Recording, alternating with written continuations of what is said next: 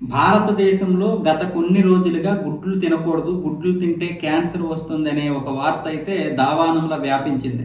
దానివల్ల గుడ్లు వ్యాపారం కూడా చాలా వరకు తగ్గిపోయింది. ఒక 30-40% తగ్గిపోయింది. అయితే ఇప్పుడు ఇండియాకి చెందినటువంటి ఫుడ్ సేఫ్టీ అథారిటీ వాళ్ళు అలాంటిదేమీ లేదు, అదంతా కూడా ఒక ఫేక్ ప్రచారం అంటూ కొట్టిపారేశారు. అలాగే నైట్రోఫ్యూరన్ మెటబాలైట్స్ అనే ఒక కారకం ఉంది, దాని వల్లనే ఈ యొక్క క్యాన్సర్ వచ్చే అవకాశాలు ఉన్నాయని చాలా మంది ప్రచారం చేస్తున్నారు కదా. అది 2011 నుంచి దాన్ని నిషేధించేశాం.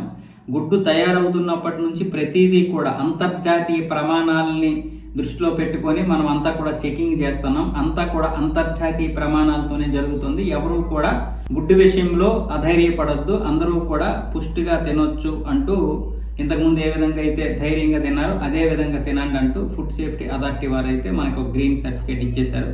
కాబట్టి ఎవరు కూడా ఈ యొక్క గుడ్డు విషయంలో భయపడాల్సిన అవసరం లేదు.